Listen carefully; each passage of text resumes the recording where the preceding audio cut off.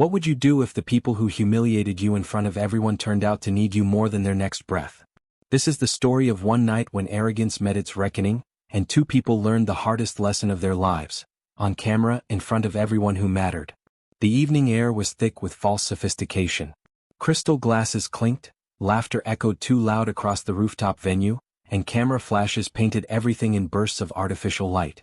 This was the kind of event where everyone pretended they belonged, where status was worn like armor and compassion was checked at the door. James Crawford moved through the crowd with quiet purpose. He wasn't the type to make an entrance. Real power, he'd learned, didn't need spotlights or announcements. It simply existed, calm and undeniable. He scanned the elegantly decorated tables until he spotted his own name printed on thick cardstock at table 9. But Victoria and Richard Preston saw something entirely different when they looked at him. They didn't see power. They saw an opportunity to feel superior. Before James could even reach his assigned chair, Victoria slid into it with practiced ease, her expensive dress rustling as she settled in. Richard dropped beside her, sprawling like he owned the place.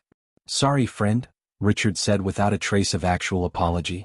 "These spots are reserved." James glanced down at the name card still sitting in front of Victoria. His name card. "That's actually my seat," he said evenly. Victoria didn't even bother looking up from her phone. "Right. Look, if you're with the catering staff, the service entrance is downstairs. We'll let you know when we need refills." Her tone dripped with casual cruelty, the kind that comes easy to people who've never faced consequences. A few nearby guests caught the exchange and snickered. Someone whispered just loud enough to hear, "He must have wandered up from the kitchen." Another voice chimed in, "Security really needs to do better screening." James kept his voice calm, measured. "I'm not staff." Victoria sighed dramatically, finally looking at him. "Then show me your invitation. Guests at this level don't just appear out of nowhere. If you can't produce one, I'm calling security right now." Richard reached over and plucked James's name card from the table, flicking it aside like trash. The small rectangle skittered across the polished marble floor. "Stop pretending you belong here. This table is full." Perhaps this was the moment that could have changed everything. If only they'd paused, if only they'd asked one simple question. But arrogance doesn't pause. It charges forward, blind and certain. James's jaw tightened, but he didn't raise his voice. He walked over, picked up his discarded name card, and placed it back on the table with deliberate care. Victoria's eyebrows shot up. Bold move. Pointless but bold. That's when the phones came out. All around them, guests started recording. Whispers spread like wildfire. The humiliation was no longer private, it was becoming a spectacle. James's phone buzzed 3 times in quick succession. Messages he couldn't ignore. "Sound check ready. Keynote starts in 14 minutes. Foundation board is waiting." He locked his screen without responding. Richard waved impatiently at a nearby security guard. "We've got an issue here. Someone's in a restricted section. Handle this, please." The guard approached carefully, clearly uncomfortable. "Sir, I'm going to need to see your credentials." Victoria smiled, victorious already. "He won't have any. Trust me." James pulled out his embossed invitation and handed it over. Richard snatched it from the guard's hand, studying it with theatrical skepticism. "He probably stole this. Happens constantly at these events." The guard hesitated, looking between James and the Prestons. "Mr. Preston, this appears legitimate." "Remove him," Richard interrupted sharply. Victoria leaned forward. "And make absolutely certain he's banned from all future events. We have standards. We don't tolerate people pretending to be guests when they clearly don't belong." Several nearby guests nodded in agreement, swept up in the moment, confident they were on the right side. James exhaled slowly. "Your assumptions are quite something." Victoria scoffed. "Reality is reality. You don't fit here. That's just a fact." More phones appeared. Someone at a table across the terrace started live streaming. James checked his watch. 11 minutes until the keynote. "Very well," he said quietly and turned to leave. Victoria actually clapped her hands together lightly. Finally. He gets it. But James wasn't retreating in defeat.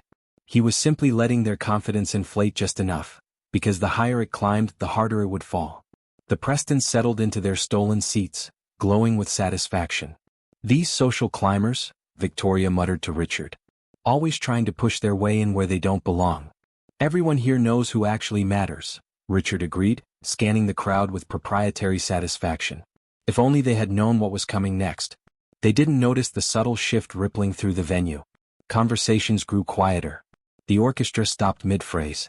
The event director stepped up to the microphone on the main stage. "Ladies and gentlemen," she announced, her voice cutting through the murmur, "please welcome the primary sponsor of this evening's gala and our keynote speaker, Mr. James Crawford." The entire rooftop erupted. Chairs scraped backward. Gasps shot through the crowd like electricity. Phones lifted everywhere, capturing every second. Victoria and Richard froze. Absolute horror washed across their faces. Victoria's grip tightened around her champagne glass until her knuckles went white. Richard looked like someone had pulled the ground out from under him. James walked to the podium with the kind of calm authority that can't be faked or bought. The kind that's earned through years of building something real. "To everyone recording tonight," James began, his voice steady and clear, "you've captured this evening with remarkable accuracy." A visible tremor moved through the audience. Victoria seemed to shrink into the chair, his chair. Richard covered his face with one hand. James let his gaze sweep across the crowd. "This evening is about building futures. Scholarships. Opportunity. Dignity." His eyes found the Prestons. "But some people believe their wealth gives them the right to decide who deserves respect." A murmur rolled through the assembled guests like distant thunder. James held up his name card, the one Richard had tossed aside. "Moments before this speech, a couple took my seat. Not by accident. With intention. They believed I had no place among you." Richard whispered desperately, barely audible, "Please not here." James continued, his tone never harsh, just unshakably firm. "Ironically, the chair they sat in belonged to the investor their company has been pursuing for 8 months." Shock detonated across the venue. Victoria's hand flew to her mouth. Richard's face lost all color. The event director looked absolutely mortified. Guests physically shifted away from the Preston's table. James lifted a sleek document folder from the podium. "Tonight, I was prepared to finalize a partnership that would have secured hundreds of jobs and transformed their company's future. Instead, I learned how easily dignity gets discarded when arrogance takes control." "Mr. Crawford, please," Victoria's voice cracked. James didn't need to raise his voice. The room was completely silent. "Respect cannot be optional. Not for you. Not for me. Not for anyone." He set the folder down deliberately. "As of this moment, the Preston proposal is withdrawn. Permanently." Chaos erupted. Whispers exploded into shocked conversations. Phones captured every trembling expression, every moment of their complete unraveling. James stepped away from the microphone, giving the room one final, measured look. The crowd parted as he walked, as if seeing true authority clearly for the first time that night. He passed directly by the Prestons' table. Victoria choked out, "We didn't know, we had no idea." James paused just long enough to meet her eyes. "That," he said quietly, "is exactly the problem." He walked off the stage, leaving 2 people who'd felt untouchable just minutes ago to face the consequences of their own cruelty, and an entire room of witnesses watching everything they pretended to be crumble into dust. This story isn't just about one humiliating night or one destroyed business deal. It's about something deeper, the dangerous illusion that wealth and status give us the right to treat others as less than human. The Prestons learned what many never do, that dignity isn't negotiable, and respect isn't a luxury reserved for people who look the part. Real power doesn't announce itself. It doesn't need to. And the people you step on today might be the very ones holding your future tomorrow. So here's the question for you. How do you treat people when you think nobody important is watching? Because that's who you really are. That's the person the world sees when the masks come off. If this story moved you, hit that like button and subscribe, because we share real stories about real consequences every single week. Drop a comment and tell me, have you ever witnessed someone get exactly what they deserved? I read every single one. Until next time, remember, kindness costs nothing but arrogance. That bill always comes due.